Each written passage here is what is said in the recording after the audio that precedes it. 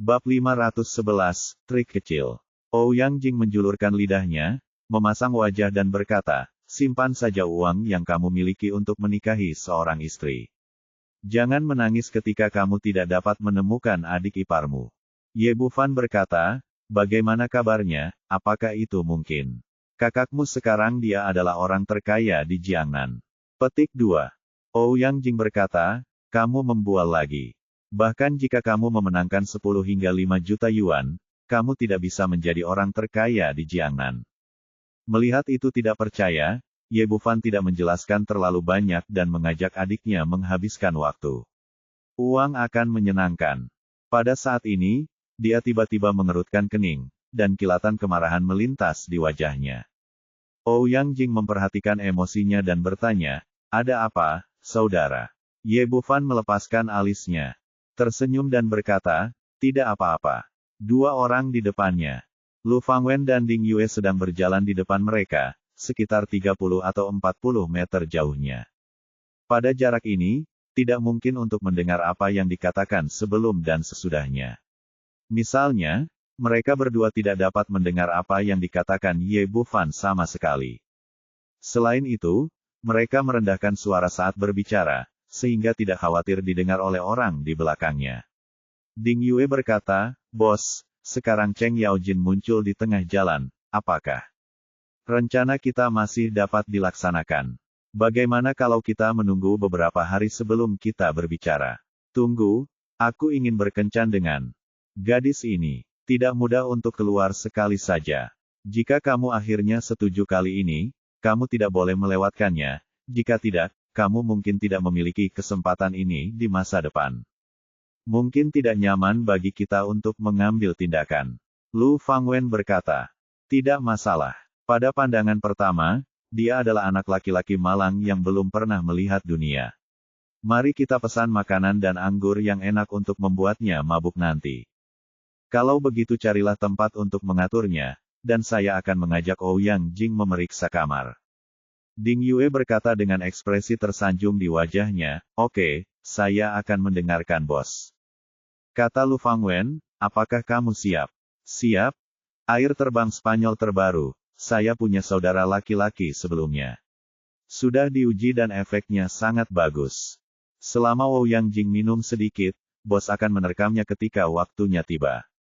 Pada titik ini, Ding Yue tertawa, wajahnya penuh dengan kotoran. Lu Fangwen mengangguk puas, saya masih memiliki beberapa obat tidur yang ampuh di dalam mobil. Anda dapat membawanya nanti. Saya tidak tahu seberapa mabuk anak itu. Jika dia tidak bisa, berikan saja dia. Jangan khawatir, bos. Saya akan melakukan hal semacam ini. Itu yang terbaik. Ding Yue berpikir sejenak dan berkata, bab ini belum berakhir, silakan balik halamannya. Bos, Anda tidak memikirkan apapun akan terjadi. Apa yang bisa terjadi? Bukannya kita belum pernah melakukan ini sebelumnya. Dia berkata dengan acuh tak acuh, jangan khawatir, saya yang paling berpengalaman dalam hal semacam ini. Bertingkah seperti orang suci sekarang.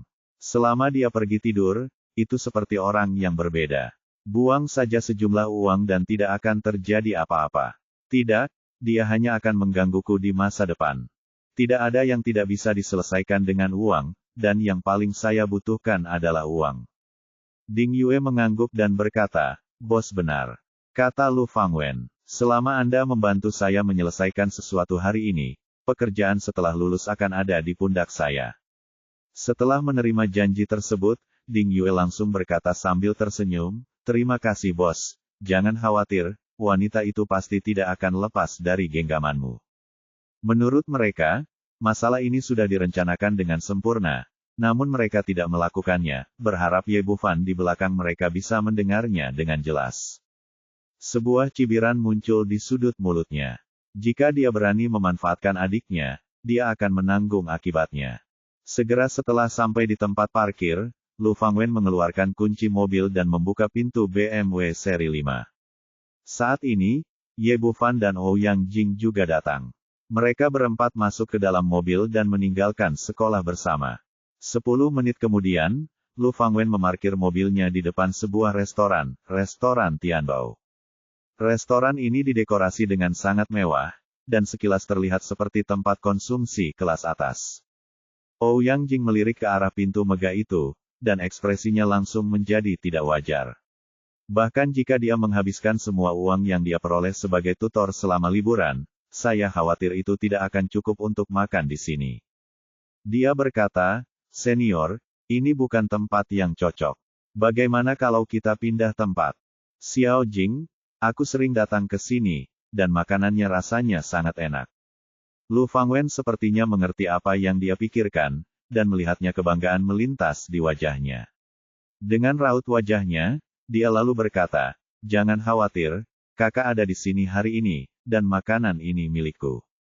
Petik 2. Untuk mentraktir makanan itu untuk dirinya sendiri sebagai bantuan, tetapi jika ini masalahnya, uang di saku tidak akan cukup. Jika Lu Fangwen menjamu tamu, dia akan berutang budi lebih banyak lagi, dan ini jelas bukan yang dia inginkan. "Ayolah, Xiao Jing, aku sudah memesan kamar." Setelah Lu Fangwen selesai berbicara, dia memimpin dan berjalan ke restoran. "Karena kamu di sini, ayo masuk." Ye Bufan tampak acuh tak acuh, tanpa kerendahan hati, dan membawa Ouyang Jing bersamanya. "Bab ini belum selesai, silakan balik halamannya." Dan masuk. Lu Fangwen berjalan di depan, dengan cibiran di bibirnya. Dia memang anak malang yang belum pernah melihat dunia. Dia tidak bisa mengendalikan dirinya ketika melihat sebuah restoran mewah. Di bawah bimbingan pelayan, mereka sampai ke kamar yang telah mereka pesan sebelumnya. Meski hanya ada 4 orang yang makan, dia memesan kamar pribadi tingkat atas, yang terlihat luas dan mewah. Lu Fangwen sepertinya sering datang ke sini, dia memesan 8 hidangan khas dengan mudah, lalu memesan 2 botol anggur merah senilai 10.000 yuan per botol. Hotelnya sangat efisien. Beberapa orang hanya ngobrol sebentar, dan makanan serta minuman sudah tersaji. Lu Fangwen mengambil botol anggur dan menuangkan segelas untuk Ye Bufan dan Ouyang Jing. "Saudaraku, selamat datang di kota Jiangbei. Kita cocok hari ini dan kita tidak akan kembali sampai kita mabuk. Antusias dan hanya memiliki satu tujuan, yaitu kembali ke kota Jiangbei secepatnya." Jatuhkan Ye Bufan agar dia bisa menyerang Ouyang Jing. Ouyang Jing mengambil gelas anggur dan mencicipinya setiap saat. Ye Bufan, sebaliknya, tidak menolak siapapun yang datang. Dia meminum 2 botol anggur merah sampai gelasnya kering. Ouyang Jing berkata dengan cemas, "Saudaraku, kamu harus minum lebih sedikit." Ye Bufan melambaikan tangannya dan berkata, "Tidak apa-apa, anggur kecil ini bukan apa-apa." Lu Fangwen mengerutkan kening, dia tidak menyangka orang ini begitu baik saat minum. Anggur senilai $2.000 tidak berpengaruh sama sekali. Jika Anda terus minum seperti ini, Anda mungkin terjatuh sebelum membuat orang lain mabuk. Dia memanggil pelayan dan meminta 2 botol anggur merah lagi, lalu mengedipkan mata ke Ding Yue, menunjukkan bahwa dia siap untuk mengambil tindakan.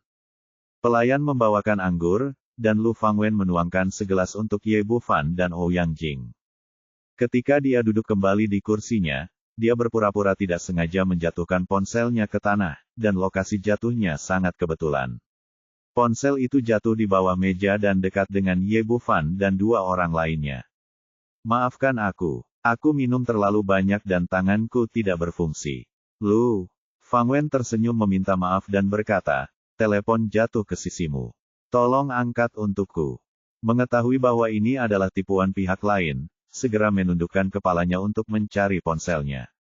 Ye Bufan secara alami tahu apa yang sedang terjadi, tapi dia juga menundukkan kepalanya dengan kooperatif dan mengikutinya untuk mencari ponselnya di bawah meja. Saat kedua pria itu menundukkan kepala, Ding Yue dengan cepat memasukkan sedikit bubuk putih ke dalam cangkir Ye Bufan. Lalu dia mengeluarkan botol kecil dan menuangkan beberapa tetes cairan transparan ke dalam cangkir Ouyang Jing. Bab 512 Keindahan ada di mata yang melihatnya. Setelah melakukannya, Ding Yue diam-diam memberi isyarat oke kepada Lu Fangwen, menunjukkan bahwa dia telah berhasil, dan kemudian mereka berdua benar-benar mulai mencari ponsel mereka. Pada saat ini, Ye Bufan berteriak, "Teleponnya tidak ada di sini, itu ada di sana." Semua orang mengikuti gerakannya dan melihat bahwa ponsel Lu Fangwen entah bagaimana berada di belakang Ding Yue. Saat semua orang melihat ponsel mereka, Ye Bufan tiba-tiba menggerakkan pikirannya dan memasukkan gelas anggur keempat orang itu ke dalam ring penyimpanan, lalu mengeluarkannya lagi.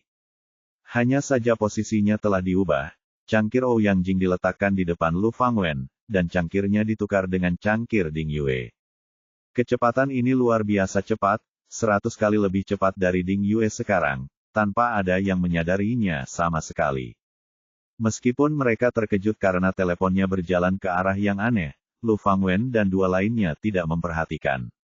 Maaf telah membuat semua orang tertawa. Lu Fangwen memasukkan ponselnya ke dalam sakunya dan berkata dengan riang, ayo minum.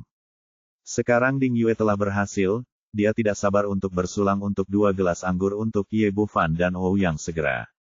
Namun yang mengejutkan, Ye Bufan, yang baru saja minum dengan sangat gembira, menggelengkan kepalanya, maaf, saya hampir mabuk hari ini. Saya tidak bisa minum lagi. Jika saya minum lebih banyak, itu akan menjadi terlalu banyak. Dia tidak minum, dan Ouyang Jing tentu saja tidak minum. Tidak dapat menggerakkan cangkirnya, situasinya menjadi canggung. Lu Fangwen khawatir, jika pihak lain tidak minum, maka pekerjaannya akan sia-sia. Dia menasihati, saudara Ye, kamu akhirnya datang ke kota Jiangbei sekali, dan kamu harus minum sepuasnya. Ding Yue berkata dengan sangat kooperatif, ya, ketika kamu bertemu dengan seorang teman dekat, 1000 cangkir terlalu sedikit, dan kami semua terasa seperti teman lama pada pandangan pertama. Kita harus minum lebih banyak hari ini. Satu hal, Ye. Bufan menggelengkan kepalanya lagi, jumlah alkoholnya terbatas, saya hanya bisa minum begitu banyak. Dua orang di seberangnya, dia diam-diam merasa geli. Lu Fangwen berpikir sejenak dan memutuskan untuk mengambil jalan memutar untuk membujuknya agar minum. Dia berkata kepada Ouyang Jing, Xiao Jing, saya punya teman yang baru saja membuka perusahaan penerjemahan. Kamu sangat pandai bahasa asing, jadi saya merekomendasikannya, kamu kepadanya. Dia bilang kamu bisa bekerja paruh waktu di sana. Penerjemah, gaji bulanannya 5.000 yuan, yang tidak akan menunda studimu, dan kamu masih bisa bekerja dan belajar. Benarkah? Tanpa diduga, Ouyang Jing sangat gembira dan berkata dengan penuh semangat, senior, terima kasih banyak. Bab ini belum selesai, silakan balik halamannya. Jika Anda dapat menghasilkan uang paruh waktu sebanyak itu dalam sebulan, Anda tidak perlu lagi khawatir untuk pergi bekerja. Ding Yue berkata, senior punya banyak teman, jadi saya setuju hanya karena wajahnya. Kita semua berteman, hal kecil ini bukan apa-apa. Lu Fangwen berkata, mari kita minum untuk persahabatan. Terima kasih senior. Petik 2. Ouyang Jing baru saja memperkenalkan pekerjaan itu, jadi Ouyang Jing tidak bisa menolak lagi. Dia mengangkat gelasnya untuk memberi isyarat kepada Lu Fangwen, dan kemudian menyesapnya. Ye Bufan tidak berkata apa-apa lagi dan meminum anggur di gelas. Melihat keduanya minum, Ding Yue dan Lu Fangwen saling memandang dan melihat kebanggaan di mata satu sama lain, lalu meminum semua anggur mereka dengan penuh semangat. Sekarang setelah mereka berhasil, mereka tidak lagi berusaha menyembunyikannya setelah meletakkan gelas anggur mereka, dan semua tertawa. Ouyang Jing bertanya dengan heran, senior, apa yang kamu tertawakan? Ekspresi Lu Fangwen berubah. Dia tidak lagi sopan dan berani seperti sebelumnya. Dia berkata dengan ekspresi vulgar, mengapa saya tertawa? Anda akan tahu nanti. Ye. Bufan memandang dia melirik kedua orang itu dan berkata sambil tersenyum bercanda, kalian berdua, tidakkah menurutmu anggur ini rasanya enak? Lu Fangwen berkata dengan bangga, tentu saja enak. Ini sebotol anggur merah senilai 10,000 yuan. Anda bisa meminumnya setiap hari jika Anda mau. Ye Bufan berkata, apakah kamu sangat bangga dan bahagia sekarang? Lu Fangwen dan dua lainnya sedikit terkejut dan tidak mengerti apa yang dia maksud. Tapi saat ini, ekspresi Ye Bufan berubah, dan dia berkata dengan suara dingin, kali ini aku akan memberimu pelajaran.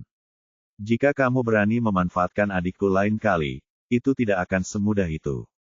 Setelah mengatakan itu, kemudian dia menarik Ouyang Jing untuk berdiri dan berkata, ayo pergi.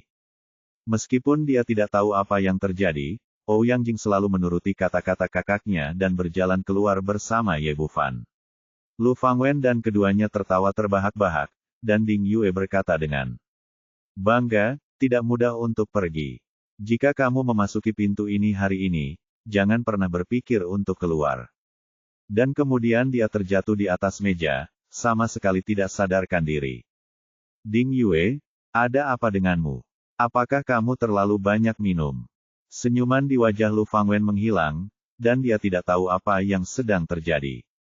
Jelas sekali bahwa pil tidur yang kuat dimasukkan ke dalam cangkir Ye Bufan, tetapi akibatnya pihak lain tidak melakukannya dengan baik, dan dia. Bab ini belum selesai, silakan balik halamannya. Jatuh terlebih dahulu. Pada saat yang sama, perasaan aneh muncul dari perut bagian bawah, dan seluruh tubuhnya terasa panas, seolah-olah dia perlu segera melampiaskannya. Tidak, ini perasaan air lalat Spanyol. Lu Fangwen mengerti sedikit, seolah obatnya telah dituangkan ke dalam cangkirnya. Meskipun dia tidak tahu bagaimana Ding Yue melakukannya, inilah faktanya. Kali ini dia dalam masalah.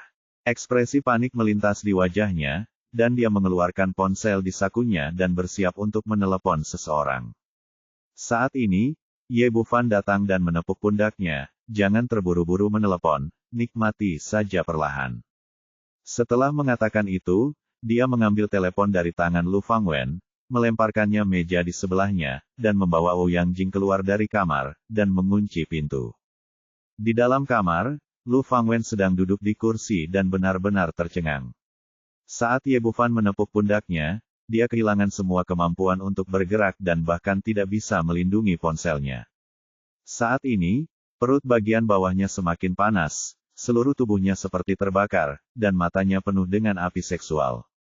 Dia ditabrak lalat Spanyol, dan dia tidak bisa bergerak sama sekali. Dia memandang Ding Yue, yang sedang tidur nyenyak di sebelahnya, dan mengertakkan giginya dengan kebencian di dalam hatinya, bertanya-tanya bagaimana orang bodoh ini melakukan sesuatu, bagaimana dia melakukan segalanya dengan cara yang salah, dan obat dituangkan ke dalam cangkirnya. Tetapi pada saat ini, kesadarannya menjadi kabur, dan gambaran Ding Yue berangsur-angsur berubah. Awalnya, Ding Yue adalah seorang pria gemuk dengan bopeng di wajahnya. Dia dianggap lebih jelek di kalangan pria, apalagi dibandingkan dengan wanita.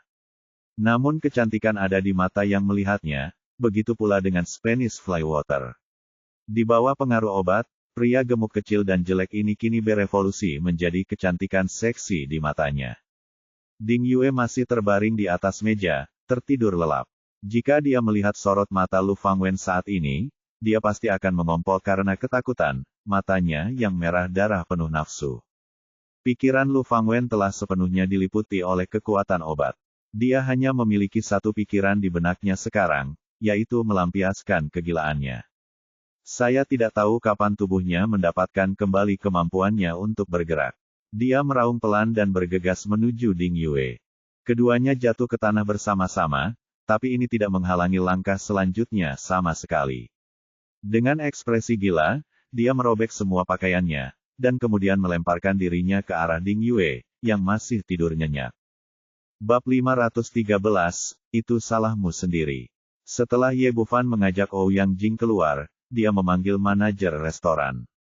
Tuan, ada apa? Meskipun Ye Bufan dan Ye Bufan terlihat biasa saja, mereka keluar dari ruang VIP, dan sikap manajernya masih sangat sopan.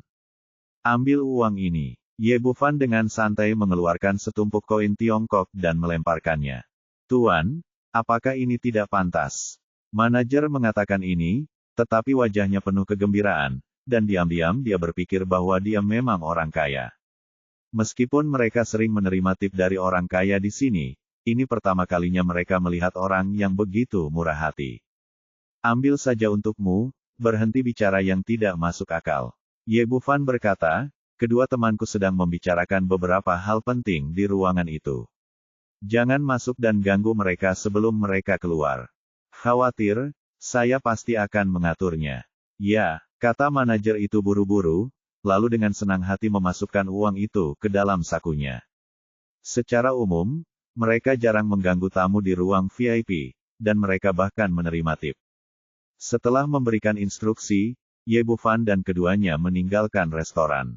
Setelah keluar, Ouyang Jing langsung bertanya dengan bingung, "Saudaraku, apa yang terjadi? Apa yang dilakukan Lu Fangwen dan yang lainnya?"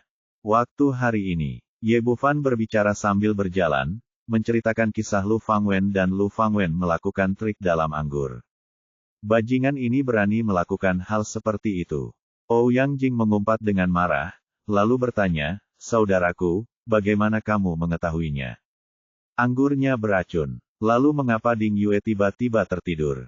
Ye Bufan berkata, "Karena ketika mereka sedang mencari ponsel mereka, aku gelas anggurnya diganti.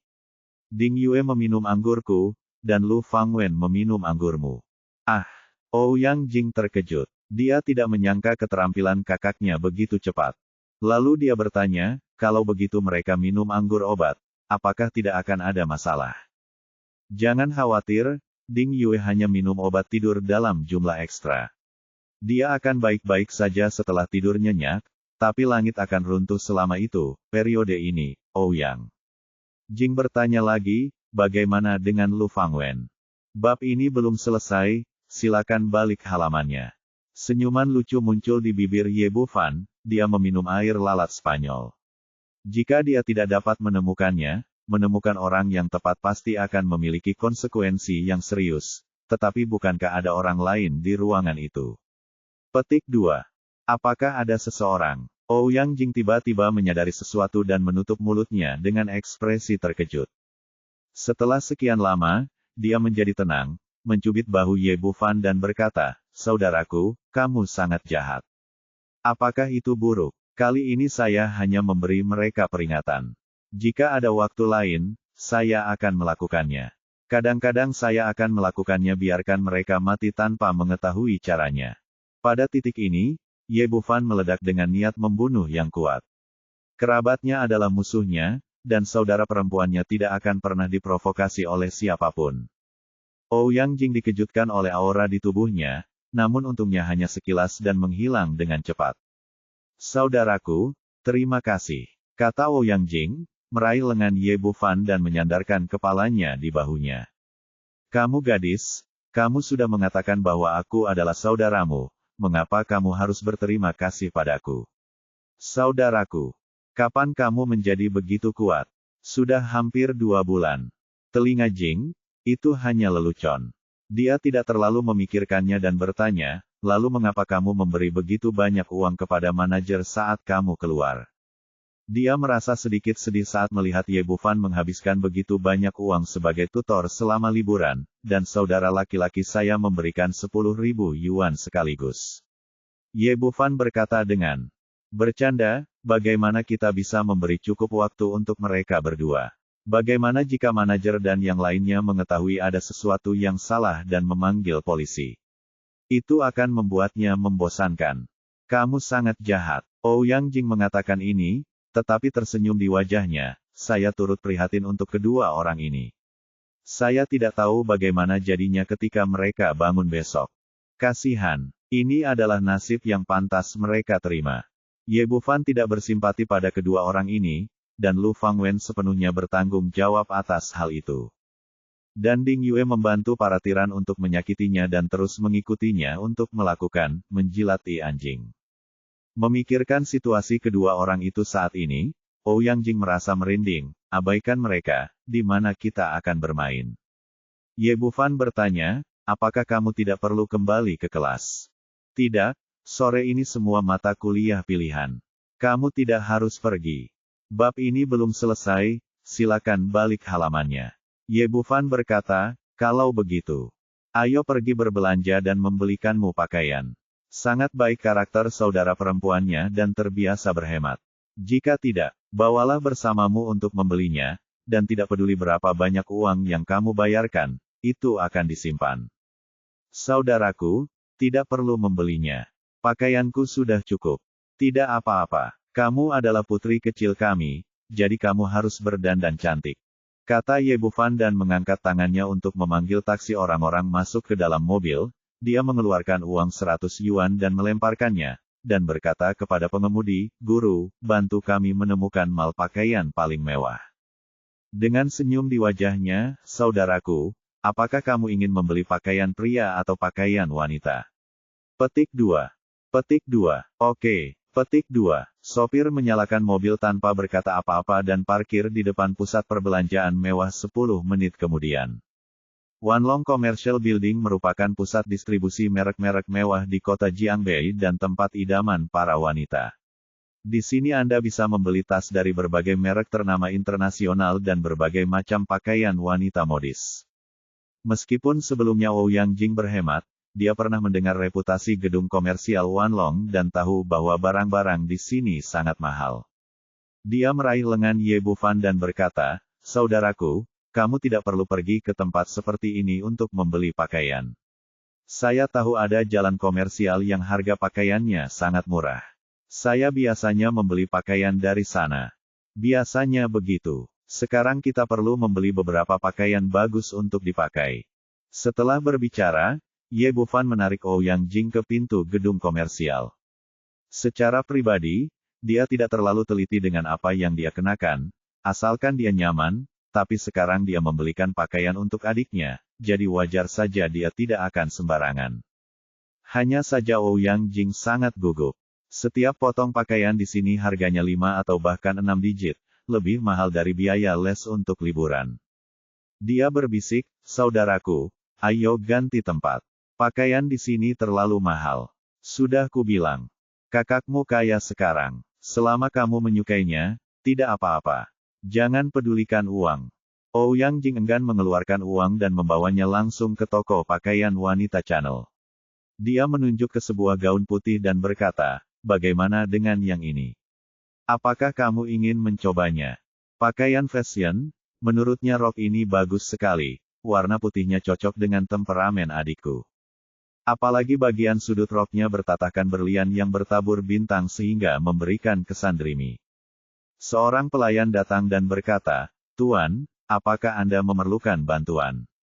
Bab 514 Kecemburuan. Ouyang Jing melirik label harga di rok itu dan terkejut dengan deretan angka yang panjang. Dia dengan cepat berkata, "Tidak apa-apa, tidak apa-apa, kita lihat saja." Ye Bufan menepuk bahunya, lalu dia berkata kepada pelayan, "Kami ingin melihat rok ini." "Tuan, apakah Anda ingin membelikannya untuk pacar Anda?" Pelayan berkata dengan sopan, "Channel kami adalah salah satu dari 10 merek mewah teratas di dunia. Dan ini rok lebih ini dirancang oleh desainer papan atas kami dan cocok dengan temperamen wanita ini. Akan terlihat sangat cantik saat dikenakan. Harga asli rok ini adalah 188.000. Kami memiliki diskon khusus hari ini dan dapat memberi Anda diskon 10%. Bufan berkata, "Cantik sekali. Saya ingin membelikannya untuk saudara perempuan saya. 188.000. Jangan membeli gaun ini." Meskipun Ye Bufan memberi tip kepada manajer restoran 10.000 yuan, dia tidak berpikir bahwa kakaknya punya cukup uang untuk membeli gaun ini dengan santai. Apakah kamu tidak menyukainya?" Ouyang Jing berkata dengan penuh semangat, "Ini bukan pertanyaan apakah kamu suka atau tidak. Uang sebanyak ini cukup untuk membeli sebuah suite di kampung halaman kita." "Itu." Ye Bufan menoleh ke pelayan. Dia berkata, "Tolong lepaskan dan biarkan adikku mencobanya." "Oke, harap tunggu sebentar." Pelayan itu memiliki profesionalisme tingkat tinggi. Meskipun dia tidak berpikir pemuda dan pemudi di hadapannya mampu membeli rok ini, ia tetap merasa sangat puas. Memberikan pelayanan dengan antusias. Namun saat dia hendak melepas roknya, tiba-tiba seseorang berteriak dari belakang, "Tunggu sebentar," tanpa melihat siapa orang itu, "Tunjukkan saja roknya. Bagaimana jika rok semahal itu ternoda? Mampukah kamu membelinya?" Semua orang berbalik dan melihat seorang wanita muda berjalan mendekat. Wanita ini berusia sekitar 20 tahun, dan dia cukup cantik, tetapi dia memakai riasan tebal dan berpakaian terlalu centil, yang memberinya perasaan tidak sabar. Ouyang Jing sedikit terkejut saat melihat wanita itu. "Fang Xiaoqi, kenapa kamu ada di sini?" Wanita ini bernama Fang Xiaoqi. Dia adalah teman sekelasnya di universitas dan mantan pacar Lu Fangwen. Awalnya tidak ada konflik di antara keduanya, tapi misalnya, Ouyang Jing, Xiaoqi cantik dan memiliki nilai lebih baik darinya, menarik perhatian banyak teman sekelas pria, yang membuatnya sangat cemburu. Terutama ketika Lu Fangwen mengusirnya. Bab ini belum selesai, silakan balik halamannya. Dan malah mengejar Ouyang. Setelah Jingjing, wanita ini menjadi gila karena marah. Alih-alih merenungkan dirinya sendiri, dia memusatkan semua kebenciannya pada Ouyang Jing, selalu mencari masalah. Tetapi Ouyang Jing tidak mau berbicara dengannya dan terus menghindarinya. Saya tidak menyangka akan bertemu dengannya di sini hari ini. Ye Bufan bertanya, ada apa, Xiao Jing, apakah kamu mengenalnya? Teman sekelasku, mantan pacar Lu Fangwen. Meskipun Ouyang Jing berbicara dengan sangat singkat, Ye Bufan segera mengerti apa yang sedang terjadi. Saat ini, Fang Xiaoqi berkata, Anda berani bertanya kepada saya, manajer toko di sini adalah sepupu saya, wajar jika saya datang ke sini. Itu kamu? Apa yang kamu lakukan di sini? Bisakah Anda membeli pakaian di sini? Saya paling meremehkan kalian, orang-orang malang, yang masih mencoba pakaian ketika Anda tidak mampu membelinya, lalu diam-diam mengambil beberapa foto dan mempostingnya di momen WeChat. Untuk memposisikan diri Anda dengan benar, orang miskin harus melakukan hal-hal yang seharusnya dilakukan oleh orang miskin. Tahukah Anda betapa mahalnya pakaian di sini? Jika Anda merusaknya, Anda tidak akan mampu membayarnya dengan menjualnya. Dia sangat menyadari situasi keluarga Ouyang Jing, jadi dia berbicara dengan tidak bermoral dan agresif.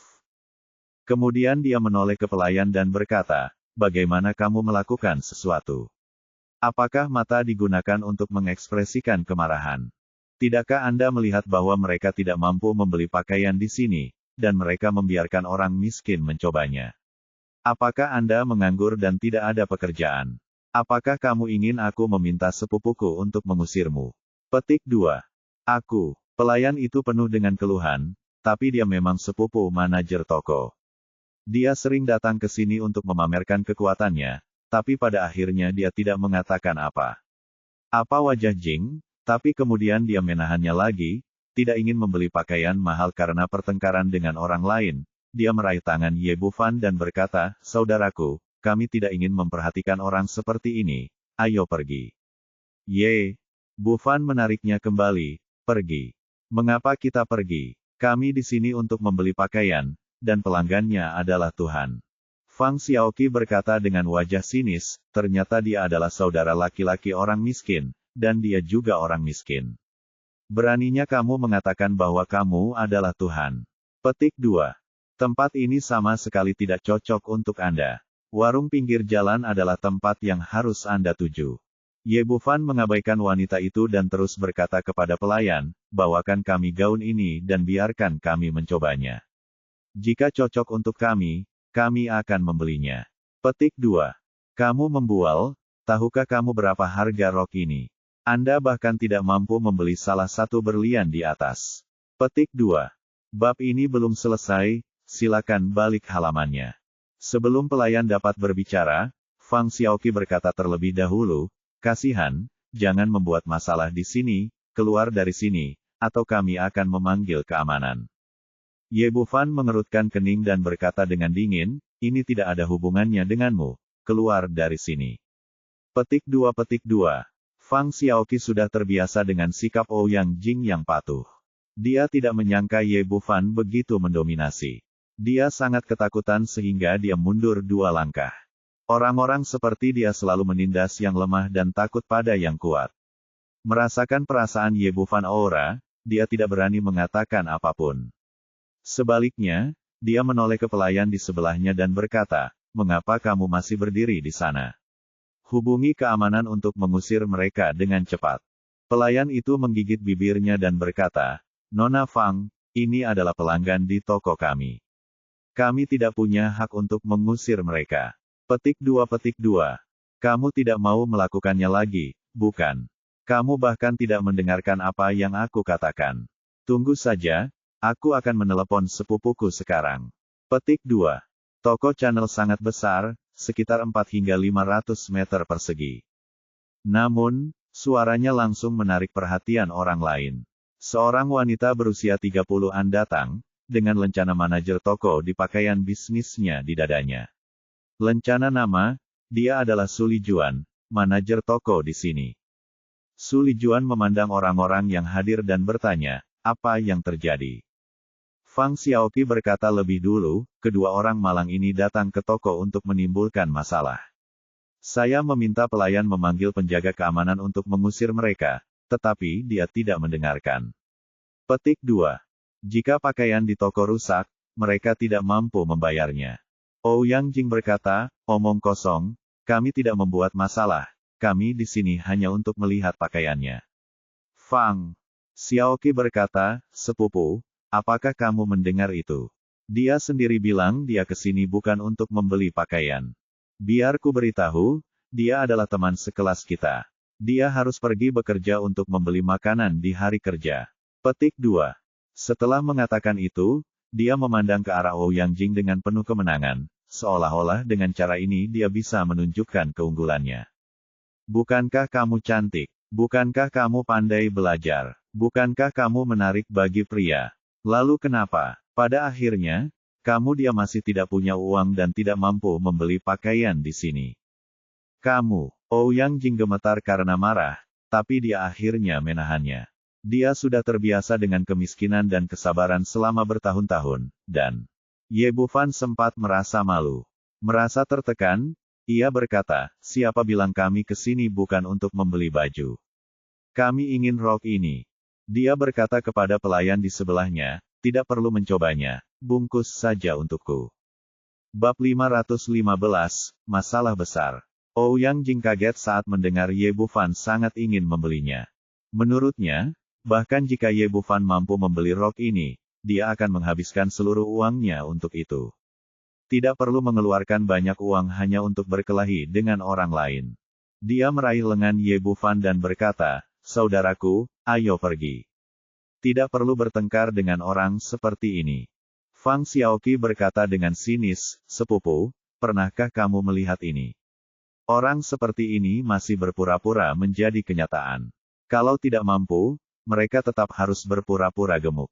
Lihat saja pakaian yang mereka kenakan, terlihat jelas mereka adalah orang-orang miskin yang menghabiskan uang di warung pinggir jalan. Mereka ngotot pergi ke toko channel kita untuk pamer. Orang-orang seperti itu benar-benar menyebalkan. Anda tidak harus memperhatikan mereka, itu hanya membuang-buang waktu. Petik 2. Su Lijuan memandang Ye Bufan dan Ouyang Jing, mereka memang pedagang kaki lima yang murah. Terutama Ouyang Jing, meskipun dia sangat cantik, pakaiannya menjadi putih setelah dicuci, sehingga tidak ada orang yang mampu mengeluarkan uang di sini. Apakah kamu mendengar apa yang dikatakan sepupuku? Cepat pergi, atau petugas keamanan akan mengusirmu. Mereka memang sepupu. Mereka semua memiliki sepasang mata seperti anjing yang memandang rendah orang lain, dan mereka akan segera mengusir orang saat mereka muncul. Ye Bufan mengerutkan kening, bagaimana Anda menjadi manajer toko? Jika Anda memperlakukan pelanggan seperti ini, apakah Anda memiliki kualitas? Apakah Anda perlu mengajari saya cara menjadi manajer toko? Kualitas apa yang dibutuhkan untuk orang seperti Anda? Mampu membeli gaun ini. Dia mengerutkan bibirnya dan berkata, siapa yang kamu coba takuti dengan kartu rusak? Bahkan jika kamu mampu membelinya, kami tidak akan melakukan urusanmu. Ye Bufan berkata, apakah kamu yakin mau melakukan ini? Saya harap Anda tidak menyesalinya nanti. Hahaha. Su Lijuan tertawa sinis dan berkata kepada para penonton, apakah Anda mendengar itu? Hanya orang malang seperti saya yang menjual barang yang berani melakukannya membuatku, seorang manajer toko dengan gaji tahunan jutaan, menyesalinya. Orang bodoh benar-benar tidak takut dan berani mengatakan apapun. Ye Bufan berhenti berbicara omong kosong padanya dan langsung menarik Ouyang Jing dan berkata, ayo pergi ke toko lain. Petik 2. Seharusnya sudah seperti ini sejak lama. Kita tidak bisa berpura-pura lagi. Dia berkata kepada Su Lijuan, sepupu, apa yang kamu lakukan benar sekali. Biar ku beritahu, pasti tidak lebih dari 100 yuan di kartunya. Itu hanya gertakan ketika kamu mengeluarkannya. Su Lijuan mencibir, orang malang sebenarnya bisa. Bab ini belum selesai, tolong balik halamannya. Beraninya dia mengancamku. Banyak uang. Toko channel sebesar milik kita tidak bisa mendapatkan cukup banyak bisnis darinya. Itulah yang sebenarnya dipikirkan Ye. Tidak ada uang dalam kartu luar biasa itu. Jika saya menggunakannya, saya, manajer toko, akan melakukannya malu. Jadi bagaimana jika Anda punya uang? Toko saya sendiri tidak kekurangan bisnis seperti itu. Saat keduanya berbicara, Ye Bufan dan Ouyang Jing berjalan langsung ke seberang Hermes. Hermes juga merupakan salah satu dari 10 merek mewah teratas di dunia, dan pengaruh serta nilainya tidak kalah dengan Chanel. Sebagai perbandingan, toko di kota Jiangbei ini lebih besar dari Chanel dan memiliki lebih banyak produk. Meski beberapa pemandu belanja di depan pintu baru saja menyaksikan konflik di seberang sana, mereka tetap berkata dengan sopan, "Tuan dan Nona, ada yang bisa saya bantu?" Ye Bufan kali ini tidak sopan dan langsung mengulurkan tangannya kartu bank berkata, "Menurut sosok kakakku, berikan dia satu set semua pakaian yang Anda miliki di sini, termasuk pakaian dalam." Petik 2. Satu set semua pakaian. Pak, apakah Anda yakin tidak bercanda? Kaget. Ye Bufan kaget dengan kata-katanya. Di channel, Fang Xiaoqi tertawa terbahak-bahak ketika dia melihat adegan ini sehingga dia hampir tidak bisa berdiri. Bagaimana bisa orang malang berpura-pura begitu realistis? Mari kita lihat apa yang akan kamu lakukan jika kamu ketahuan nanti. Kenapa kamu berani keluar dari sini? Sepupu, iya, saya tidak tahu seberapa miskin teman sekelas itu. Dia tetap bersekolah untuk bekerja selama tahun baru Imlek tahun lalu dan tidak pulang saat liburan. Apakah menurut Anda orang seperti ini bisa kaya? Apalagi saudara laki-lakinya yang malang. Jika kartu ini bisa digunakan, sekalipun harganya 10.000 yuan, saya akan kalah. Mulut Su Lijuan dipenuhi dengan rasa jijik, dan dia mempercayai kata-kata sepupunya. Saya khawatir pria malang ini tidak melakukannya, bahkan tahu apa maksudnya dan berapa biayanya. Satu potong untuk setiap set pakaian. Cara membeli pakaian yang mendominasi seperti ini belum pernah terlihat selama bertahun-tahun bekerja di toko mewah. Bahkan orang kaya terbesar di kota Jiangbei pun belum pernah melihat keterampilan seperti itu.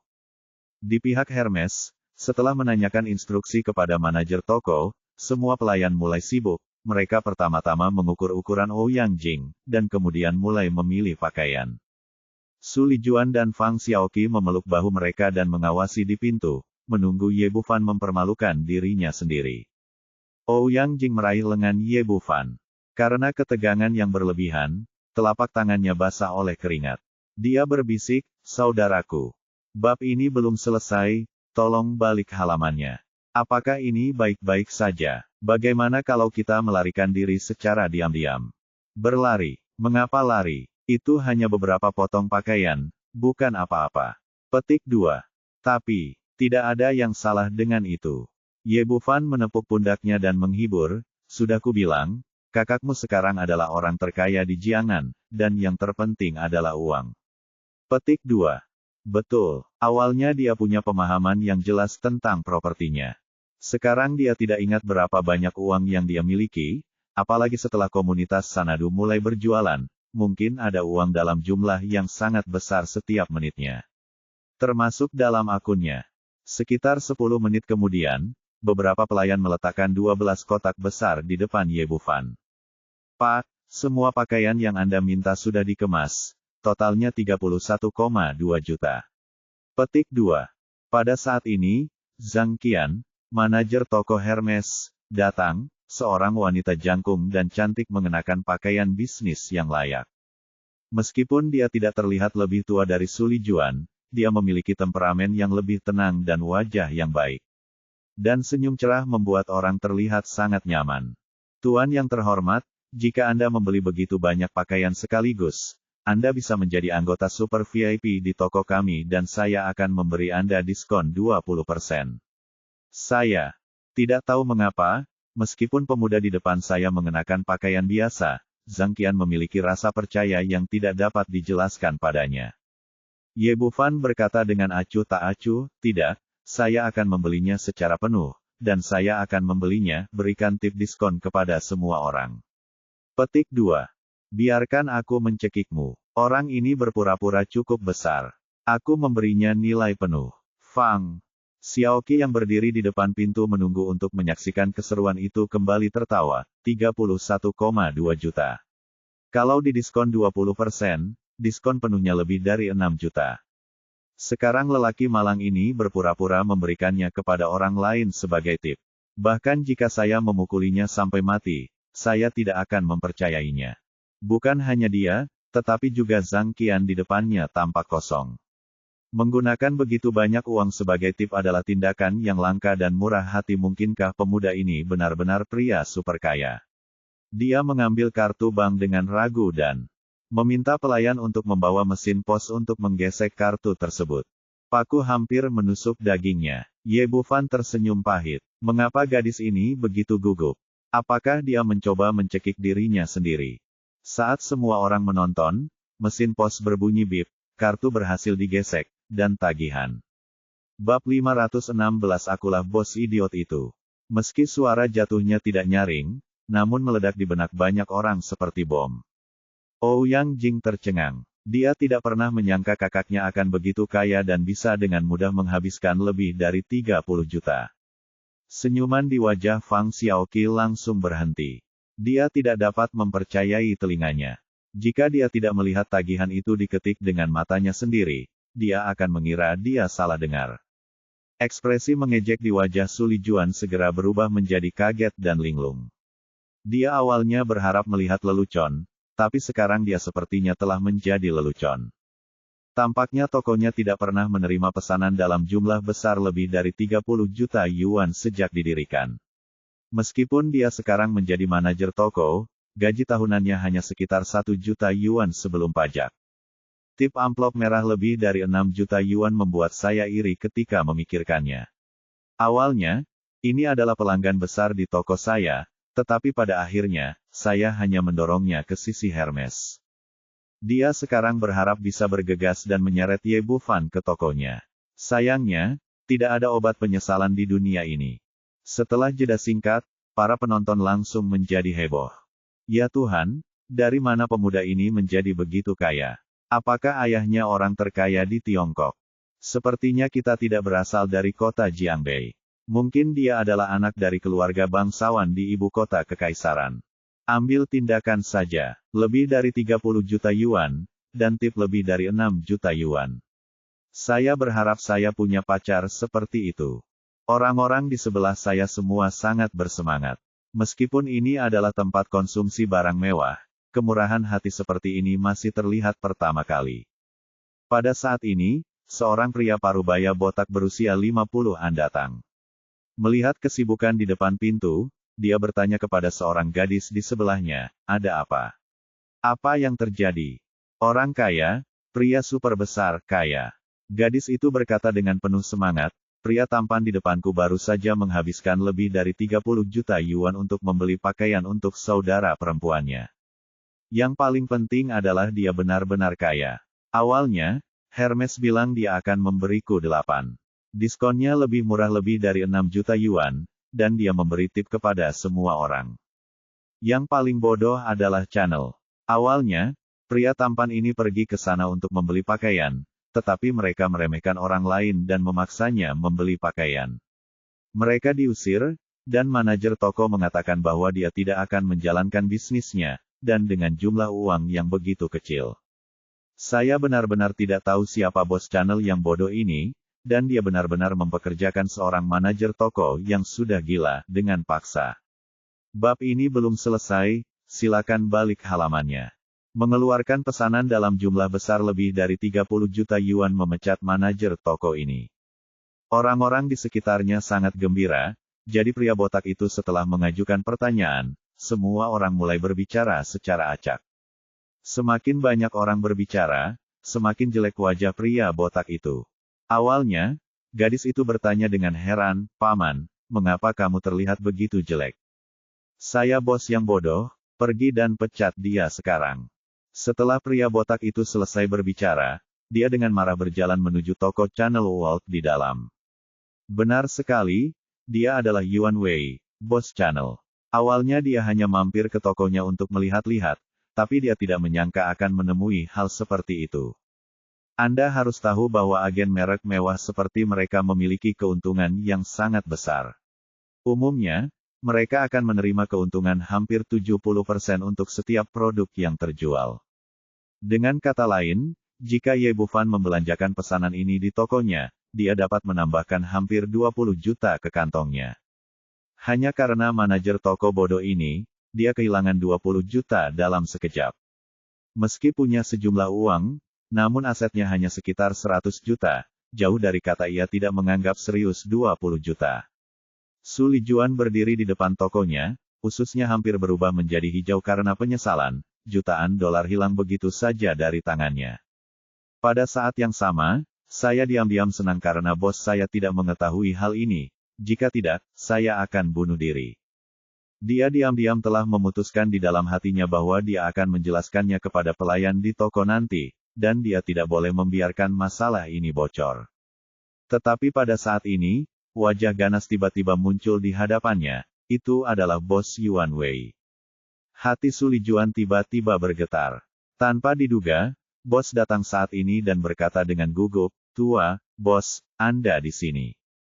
Yuan Wei berteriak dengan marah, "Su Lijuan, tolong beri saya penjelasan atas apa yang terjadi hari ini."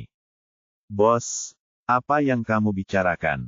Su Lijuan menjadi tenang. Sepertinya Yuan Weijian baru saja datang, dan mustahil baginya untuk mengetahui apa yang terjadi di toko tadi, dan dia ingin berpura-pura bingung. "TMED, berapa lama kamu akan terus berpura-pura denganku?" Yuan Wei sangat marah dan menamparkan wajah Su Lijuan dengan mulut besar, "Aku memberimu gaji tahunan sebesar 1 juta, dan beginilah caramu melakukan sesuatu untukku.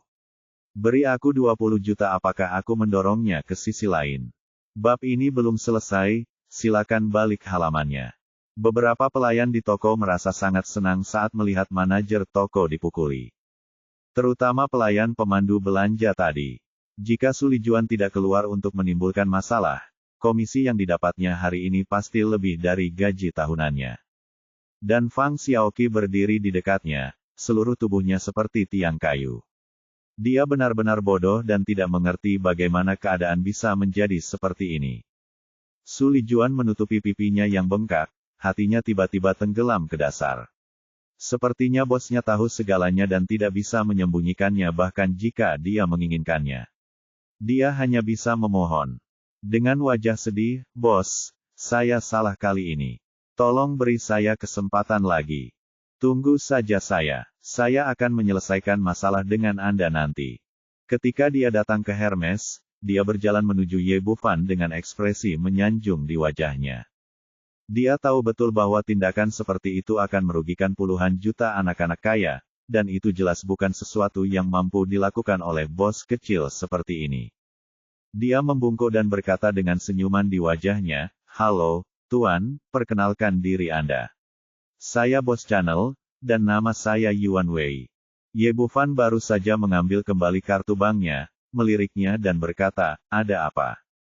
Yuan Wei mengeluarkan sebuah kartu dan berkata, "Tuan, ini adalah kartu berlian Super VIP toko kami. Anda dapat menikmati diskon 30% untuk pembelian di toko kami. Anda dipersilakan menjadi pelanggan channel kami." Secara umum, toko mewah seperti channel jarang menawarkan diskon sebesar itu, tapi Yuan Wei punya rencananya sendiri. Bahkan diskon 30% saja sudah cukup untuk pelanggan besar seperti ini yang dengan santai menghabiskan puluhan juta penghasilan. "Bos Yuan, lupakan saja. Aku takut aku akan diusir lagi ketika aku datang ke tokomu," kata Ye Bufan dan melirik Su Lijuan. Ketika dia bertemu dengan tatapannya, Su Lijuan gemetar, mengetahui bahwa dia sudah selesai kali ini. Benar saja, kemarahan Yuan Wei yang tertahan benar-benar tersulut lagi. Dia menunjuk ke arah Su Lijuan dan mengutuk, "Kamu adalah orang yang mencemooh. Kamu dipecat. Keluar dari sini." Sebenarnya, dia bisa saja memecat Su Lijuan sekarang. Alasan kenapa dia menunggu sampai sekarang, tujuannya adalah untuk menenangkan amarah pemuda di depannya. Lagi pula, pelanggan sebesar itu jarang terjadi dalam 1 abad. Sun Lijuan benar-benar tercengang. Lingkaran mereka sangat kecil dan terdapat hubungan erat antara berbagai toko mewah. Jika Anda dipecat oleh atasan Anda karena hal ini, apalagi pekerjaan dengan gaji tahunan 1 juta, mencari pekerjaan saja sudah menjadi sebuah kemewahan. Bab 517 Membeli rumah. Yang paling penting adalah meskipun Su Lijuan memiliki gaji tahunan sebesar 1 juta, pengeluarannya juga tinggi dan dia tidak memiliki banyak tabungan. Terlebih lagi, belum lama ini, saya mengambil pinjaman untuk membeli rumah dan mobil, dan saya harus membayar kembali pinjaman dalam jumlah besar setiap bulannya. Jika saya dipecat, saya tidak akan mampu bertahan seumur hidup. Saat ini, dia tidak lagi peduli dengan wajahnya atau orang-orang di sekitarnya. Dia berlutut di tanah dan memohon, "Bos, tolong jangan pecat saya. Saya tidak akan pernah berani melakukannya lagi." Wei berkata tanpa basa-basi, "Anda telah menyinggung pelanggan besar, mengapa Anda memiliki wajah untuk tetap di sini? Keluar dari sini." Seolah-olah dia menyadari sesuatu, Su Lijuan menghampiri Ye Bufan dan memohon, "Tuan, tolong biarkan saja aku pergi kali ini. Akulah yang meremehkan orang lain, dan lemak babiku yang menipu hatiku. Selama kamu memaafkanku kali ini, aku akan memberimu layanan paling mulia di dunia selama kamu datang ke toko channel." Dia juga orang yang sangat pintar, dan dia dapat melihat bahwa alasan mengapa Yuan Wei sangat marah adalah untuk mempertahankan Ye Bufan, seorang pendukung keuangan yang kaya dan kaya, bahkan jika dia tidak dapat menghasilkan uang apapun saat ini, masih ada banyak peluang untuk menghasilkan uang di masa depan. Jadi ketika dia memohon belas kasihan, selama Ye Bufan mengucapkan sepatah kata pun, Yuan Wei tidak akan peduli lagi. Tapi dia terlalu banyak berpikir. Ye Bufan sama sekali tidak merasa kasihan pada orang seperti dia. Akan lebih mudah untuk bernegosiasi jika Su Lijuan memprovokasi dia, tapi kali ini Ouyang Jing yang memprovokasi dia, dan dia harus mengatakan ini kepada saudara perempuannya. Melihat Ye Bufan mengabaikannya, Su Lijuan benar-benar tercengang. Zhang Qian menghela nafas, jika dia mengetahui hal ini, mengapa dia melakukannya? Ini sepenuhnya kesalahannya sendiri sehingga kesepakatan bisnis yang bagus berubah menjadi seperti ini. Dia melangkah maju dan berkata, "Tuan Su, bisakah Anda bangun? Jangan ganggu bisnis di toko kami." Wajah Su Lijuan menjadi pucat. Tiba-tiba dia menyadari sesuatu. Xiaoqi di sebelahnya lewat. "Dasar jalan kecil dengan mulut yang buruk, saya meminta Anda untuk berbicara omong kosong. Saya meminta Anda untuk mengatakan bahwa orang tidak punya uang. Saya meminta Anda untuk mengatakan bahwa orang tidak mampu membeli sesuatu." Sebelum Fang Xiaoqi dapat bereaksi, kedua tangannya jatuh ke wajah orang lain satu demi satu. Di tubuh, meninggalkan bekas darah. Dia sekarang sangat membenci sepupunya. Jika pihak lain tidak datang kepadanya untuk menimbulkan masalah, dia tidak akan memprovokasi Ye Bufan sama sekali, apalagi berakhir dalam situasi ini. Dan Fang Xiaoqi bukanlah orang baik, jadi dia tidak mau menderita kerugian apapun. "Apa hubungan keputusanmu denganku? Apakah kamu manajer toko atau aku manajer toko?" Setelah dicakar beberapa kali pada awalnya, Xiaoqi bereaksi dan segera melancarkan serangan balik, bertarung dengan Su Lijuan. Dua wanita berada di pusat perbelanjaan. Anda menggaruk wajah saya, dan saya menarik rambut Anda, memukuli mereka seperti orang gila. Yuan Wei mengerutkan kening dan segera memanggil penjaga keamanan yang datang, "Usir mereka berdua keluar dari sini." Penjaga keamanan itu tidak sopan dan datang untuk menjemput kedua wanita itu dan menyeret mereka keluar dari mal. Melihat nasib tragis kedua wanita tersebut, ekspresi Ouyang Jing menjadi sangat rumit. Dia tidak bersimpati dengan Fang Xiaoqi, sebaliknya, dia merasa sangat bahagia. Di masa lalu, wanita ini biasa menindasnya, dan dia hanya bisa menahannya dalam diam. Tapi kali ini berbeda. Dengan kakaknya di sini, dia tidak hanya menamparkan wajahnya dengan keras, tapi juga membuatnya membayar harga yang pantas untuknya. Yuan Wei berbalik dan berkata dengan tatapan meminta maaf, "Pria ini benar-benar minta maaf karena karyawan saya telah memengaruhi suasana hati Anda. Jika mau, terimalah kartu VIP berlian saya. Ini adalah permintaan maaf toko kami." Bos Yuan tertarik. Ye Bufan tidak mengatakan apa-apa kali ini dan hanya mengambil kartunya.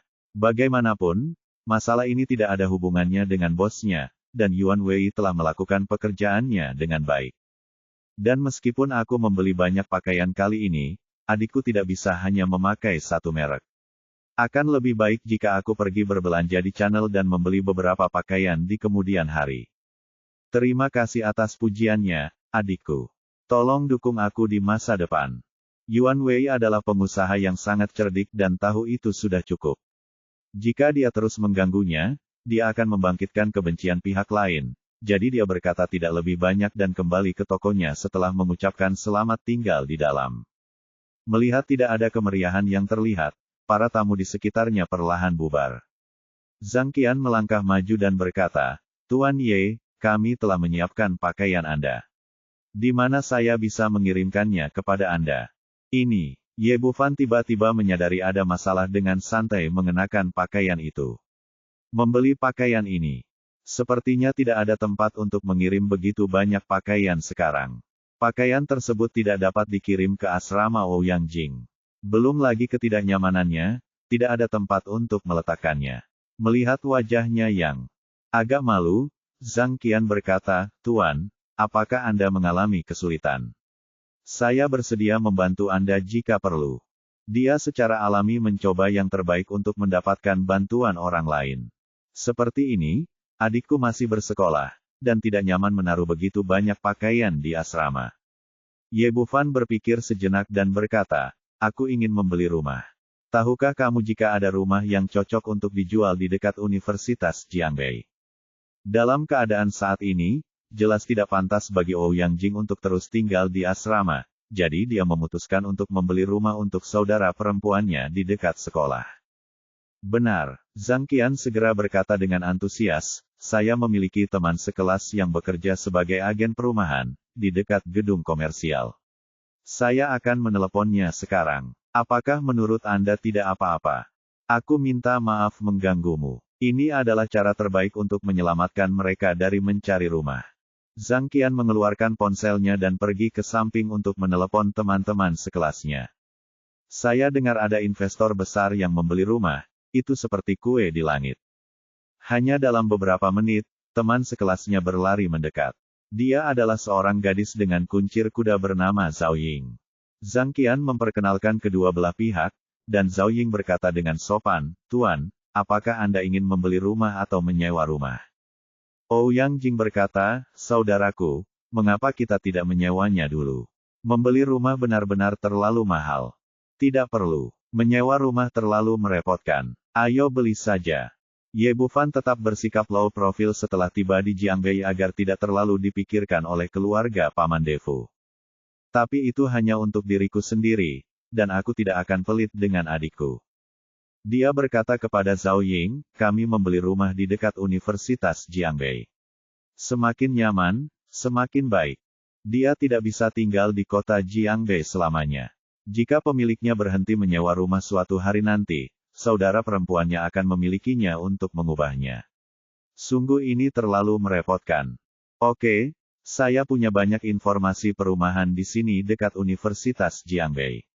Mari kita lihat. Setelah Zhao Ying mengeluarkan tablet dan menyerahkannya, Ye Bufan menyerahkannya kembali kepada Ouyang Jing. Xiao Jing, pilihlah yang kamu suka dan jangan memikirkan hal lain. Dengan kekuatan finansialnya saat ini, dia tidak perlu mempertimbangkan harga sama sekali saat membeli rumah, selama dia puas. Tapi jelas bukan itu yang dipikirkan Ouyang Jing. Dia selalu menjadi gadis yang sangat hemat. Meskipun kakaknya punya uang sekarang, dia tidak bisa membelanjakannya dengan sembarangan.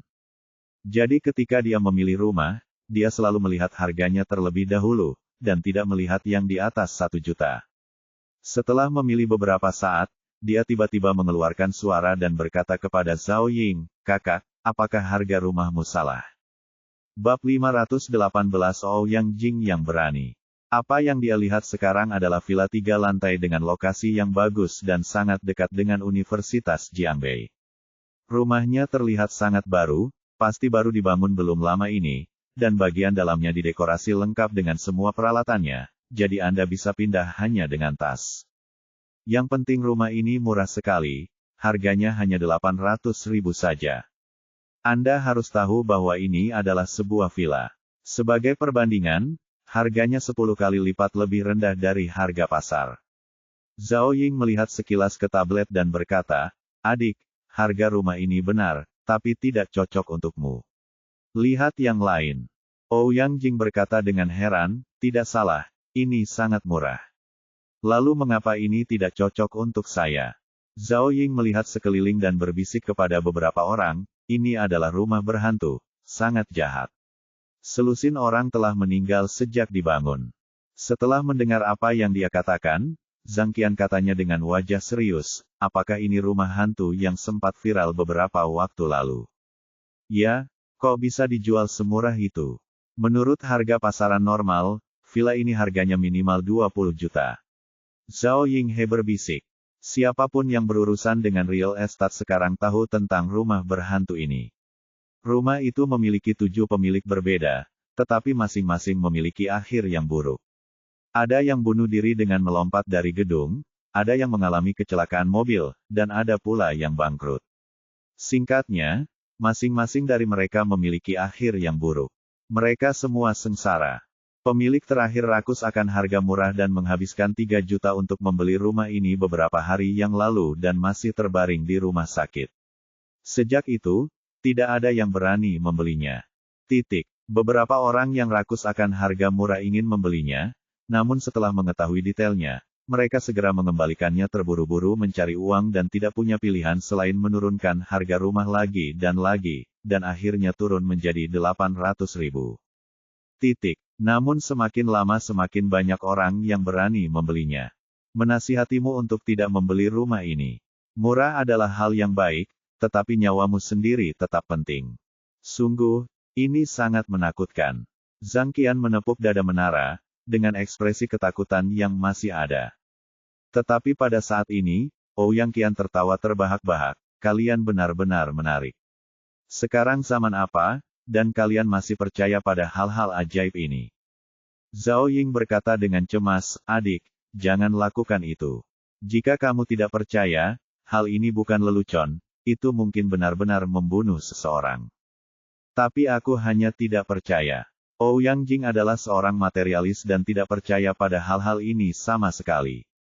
Apalagi dia tumbuh bersama ibunya dan sering menunggu ibunya kembali ke rumah. Meski terlihat lembut dan lemah, dia sangat pemberani. Zhang Qian berkata, "Adik, saya lebih suka percaya atau tidak. Menurut saya kamu tidak kekurangan uang.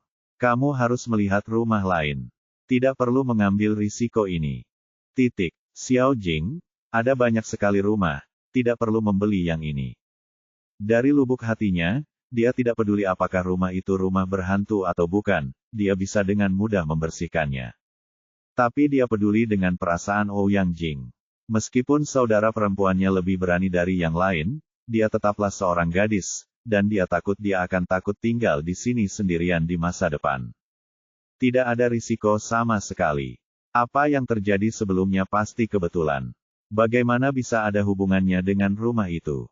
Ouyang Jing sama sekali tidak peduli dengan apa yang dikatakan Zhao Ying dan berkata dengan tegas, "Jangan lihat pada itu, aku ingin rumah ini.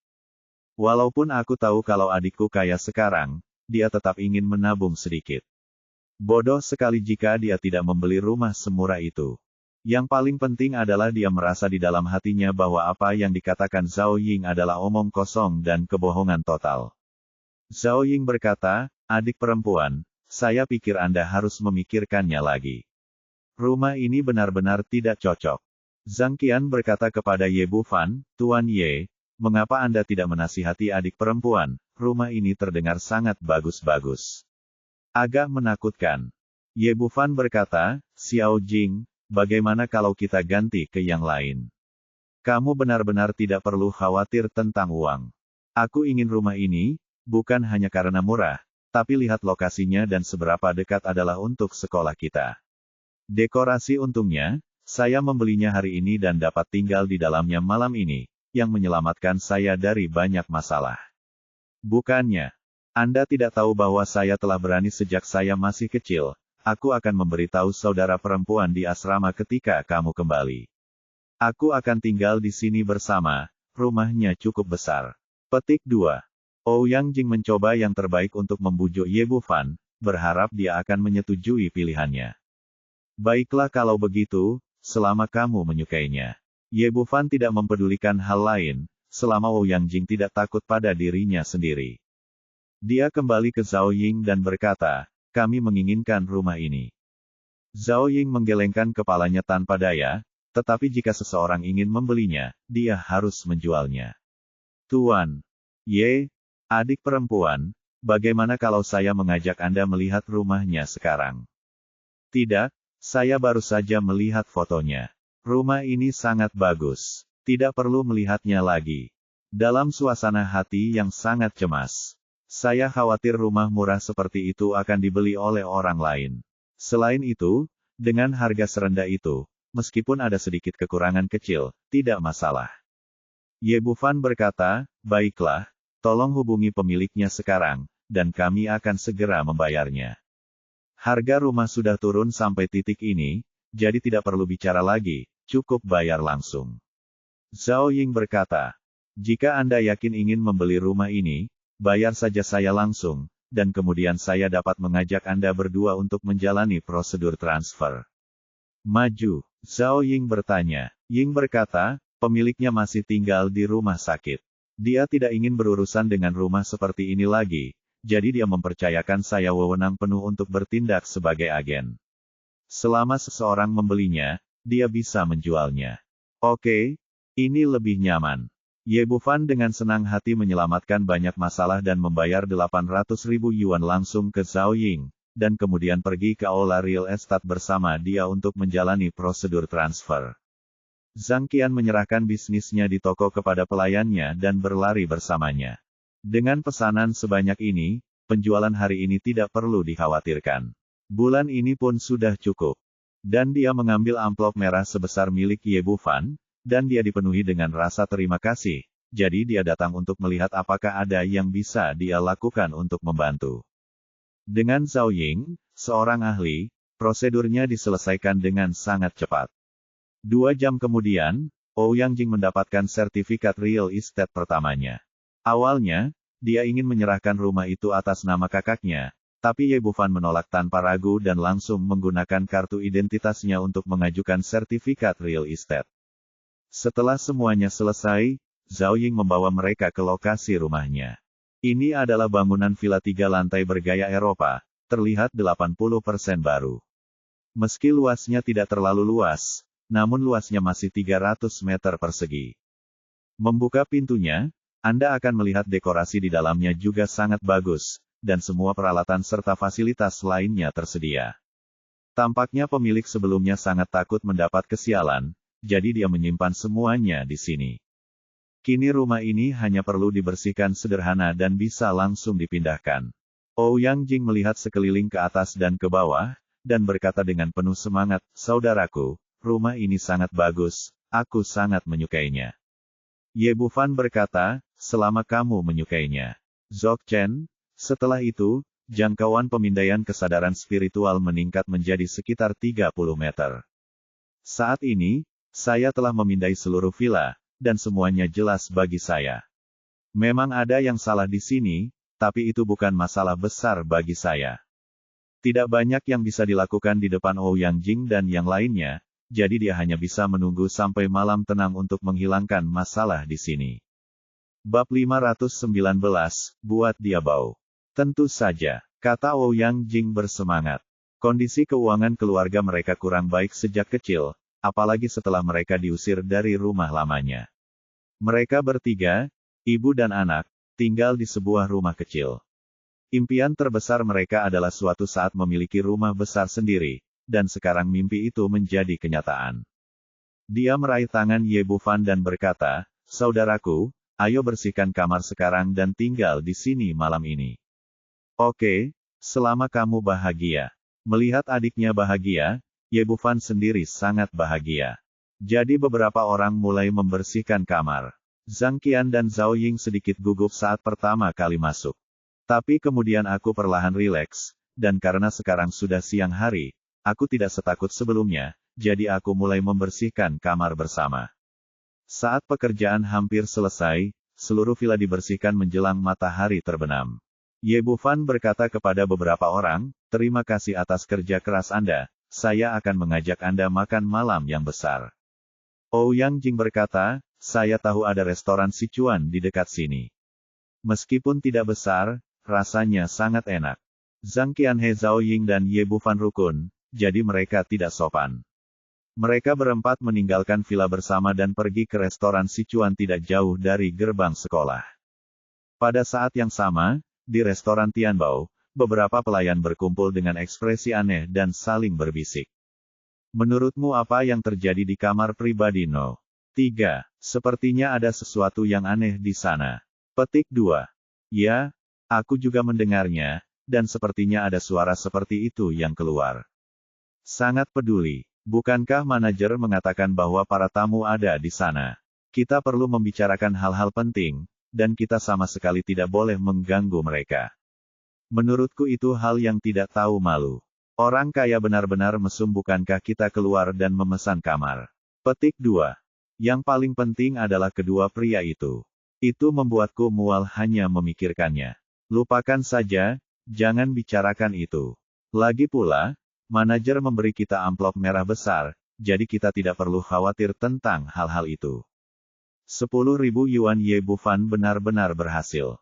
Sepanjang sore, meskipun ada banyak kegembiraan di kamar pribadi nomor 3, tidak ada yang turun tangan atau memanggil polisi. Baru setelah matahari terbenam, khasiat obat Lu Fangwen dan Ding Yue perlahan-lahan surut dan mereka perlahan-lahan sadar kembali. Ketika Lu Fangwen melihat bahwa dia menekan Ding Yue, dan keduanya masih bersama dengan cara yang aneh, dia tiba-tiba menjerit menyedihkan. Bab ini belum selesai, silakan balik halamannya. Yang terburuk adalah Ding Yue. Dia berada di bawah pengaruh obat tidur yang kuat dan tidak tahu apa yang terjadi. Bos, apa yang kamu lakukan? Dia bangun dengan panik, segera mengenakan celananya, dan menatap Lu Fangwen dengan ekspresi ngeri di wajahnya. Saya tidak pernah menyangka bahwa bos yang saya ikuti selama ini akan memiliki hobi yang aneh. Dia tidak hanya merasakan sensasi kesemutan yang tajam di bagian tubuhnya itu, tetapi juga membuatnya nyengir kesakitan. Kamu berani sekali bertanya, bukankah aku memintamu untuk menambahkan bumbu ke dalam anggur mereka? Mengapa kamu menambahkannya ke bangsamu sendiri? Lu Fangwen sangat marah. Meskipun dia penuh nafsu, dia menyukai wanita, oke. Tiba-tiba menjalin hubungan super mesra dengan pria gendut ini membuatnya merinding di sekujur tubuh dan membuatnya mual. Bos, Anda tidak bisa menyalahkan saya. Saya memang memasukkan sesuatu ke dalam gelas anggur mereka. Saya tidak tahu bagaimana bisa terjadi seperti ini. Ding Yue tampak bingung. Dia jelas-jelas memasukkan obat tidur yang kuat ke dalam gelas Ye Bufan. Aku tidur berantakan. TMED, kita ditipu oleh anak laki-laki bernama Ye itu. Dia pasti mengganti cangkir kita tanpa memperhatikan. Lu Fangwen sadar kembali, memikirkan apa yang terjadi sebelumnya, dan segera memahami apa yang sedang terjadi. Ding Yue memiliki ekspresi pahit di wajahnya saat ini, dan dia bahkan ingin mati. Masalahnya belum selesai, dan akibatnya, dia masih seperti ini. Dia merasa sangat tercekik sehingga dia berkata, Bos, bagaimana kalau kita memanggil polisi? Panggil polisi, apakah kamu sedang kacau? Lu Fangwen mengumpat dengan keras, dan segera menyadari ada sesuatu yang salah, bukankah ini berarti kamu memarahi dirimu sendiri secara terselubung? Kemudian dia berkata dengan marah, kami tidak memiliki bukti apapun di tangan kami. Obatnya masih milik kami. Bagaimana kami bisa memanggil polisi untuk hal semacam ini? Mungkin kami sendiri yang akan terlibat. Ding Yue berkata dengan sedih, tapi bos, haruskah kita membiarkannya pergi? Tentu saja kita tidak akan membiarkannya pergi. Lu Fangwen mengertakkan gigi dan berkata, Ouyang Jing, wanita jalang ini, aku harus merusak reputasinya. Tanya Ding Yue, bos, apa yang ingin kamu lakukan? Wanita itu selalu menjaga kebersihan dirinya. Tidak mudah membuatnya bau, kan? Itu tidak mudah bagi orang lain, tapi itu mudah. Bagiku, tolong balik halamannya. Orang-orang telah jatuh ke dalam perangkap yang saya buat. Lu Fangwen mengertakkan gigi dan berkata, setelah hari ini, Ouyang Jing tidak akan pernah merasa malu untuk tinggal di sekolah kita lagi. Dia mengeluarkan ponselnya menelepon dan menelepon, lalu membereskan pakaian yang berantakan, dan keluar dari kamar pribadi bersama.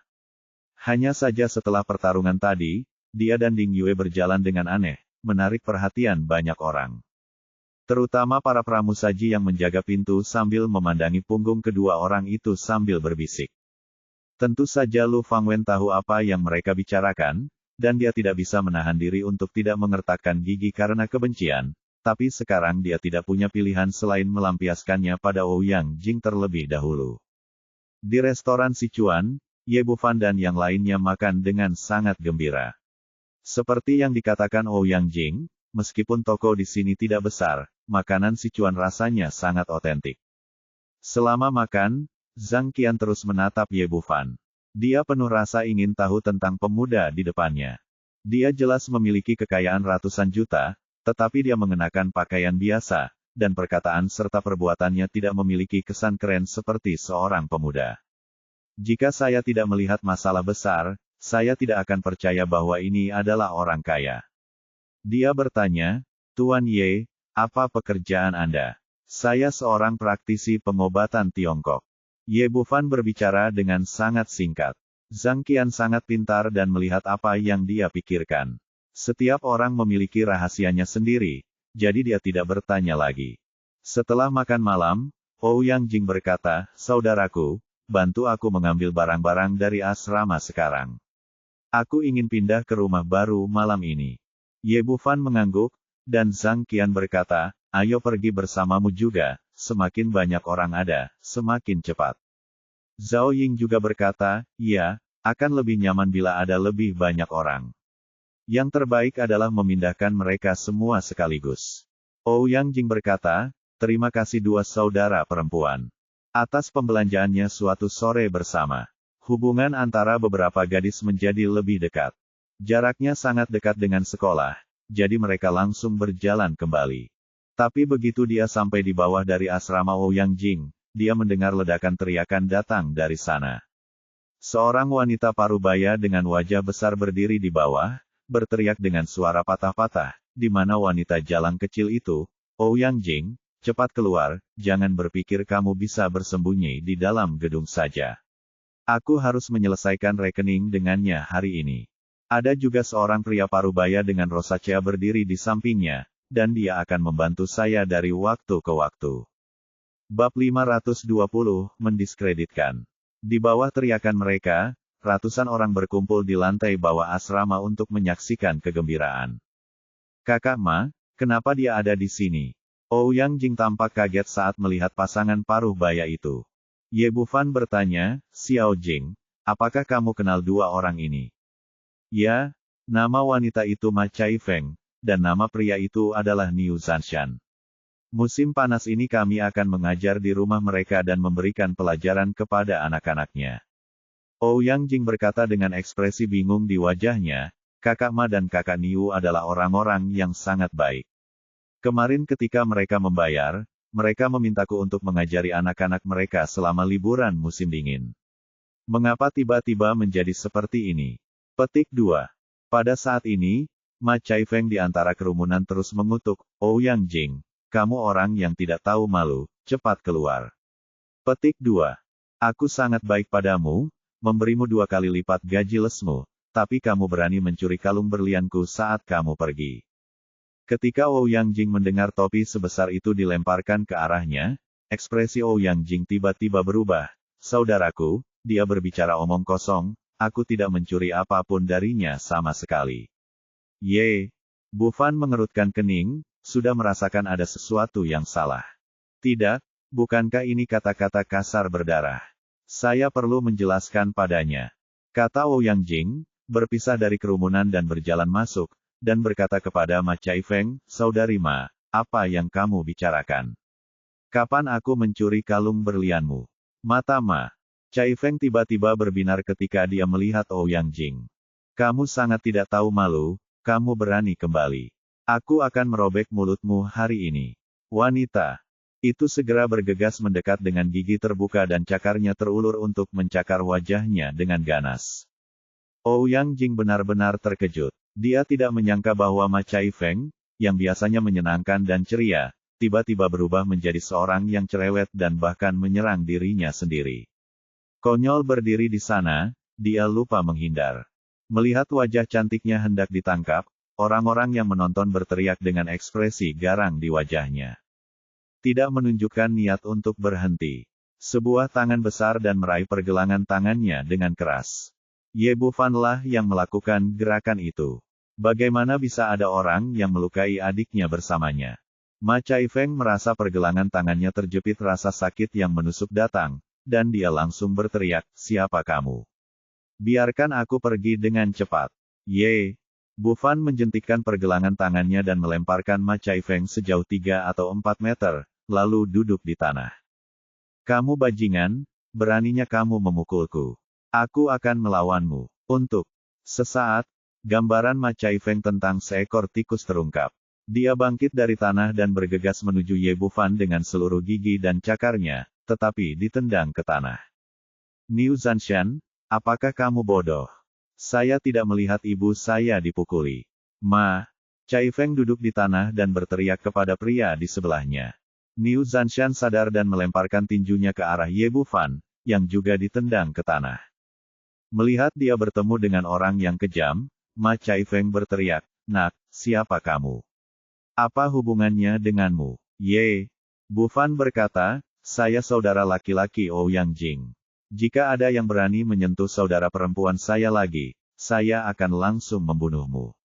Mendengar bahwa itu adalah saudara laki-laki Ouyang Jing, Ma Caifeng langsung berteriak seperti babi, "Saya memukuli seseorang, saya akan memukulnya sampai mati. Semuanya, datang dan lihat pria tak tahu malu ini. Dia mencuri barang-barangku dan bahkan menemukan seseorang untuk memukuliku."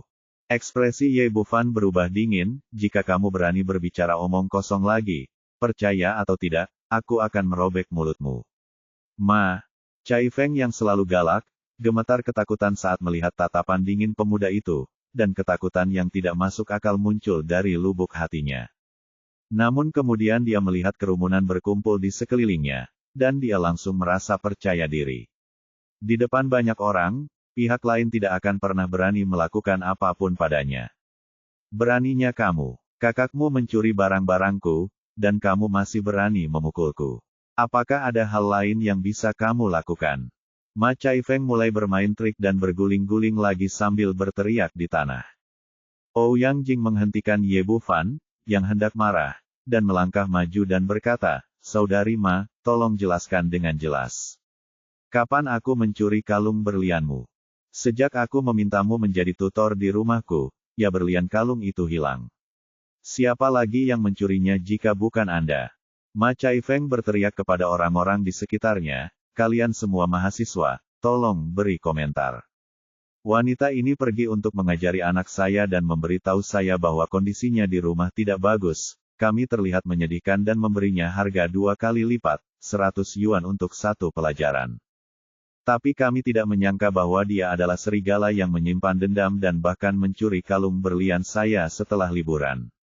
Setelah itu mendengar pidatonya yang emosional, orang-orang di sekitarnya segera mulai berbicara.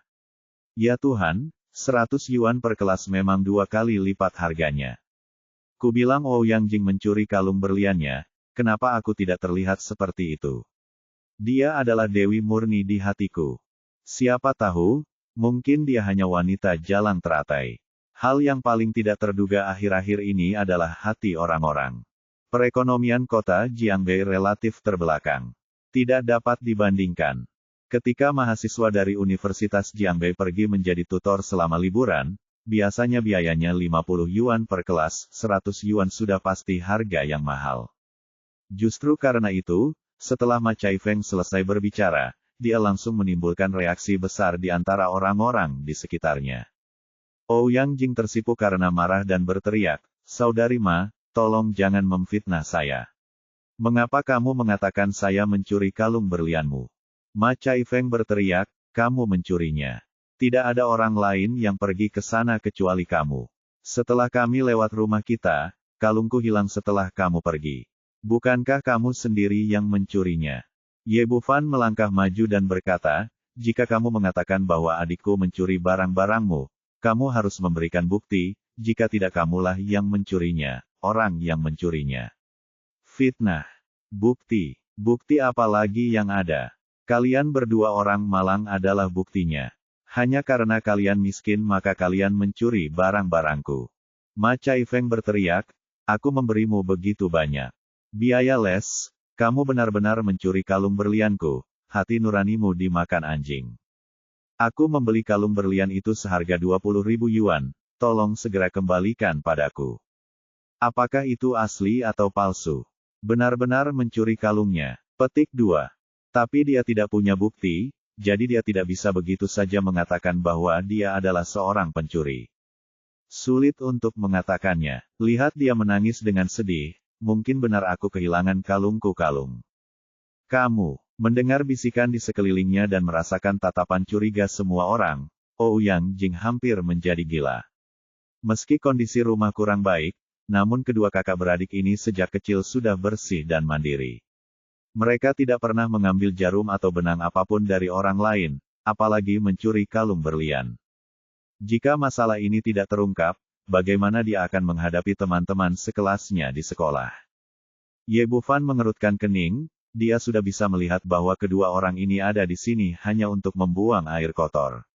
Jika orang normal kehilangan kalung berlian, mereka akan bertanya kepada tersangka atau langsung menelepon polisi, tetapi wanita ini hanya membuangnya ke dalam baskom besar, yang jelas merupakan konspirasi. Meski tidak akan ada hasil akhir jika pertengkaran ini terus berlanjut, itu sudah cukup mendiskreditkan Ouyang Jing.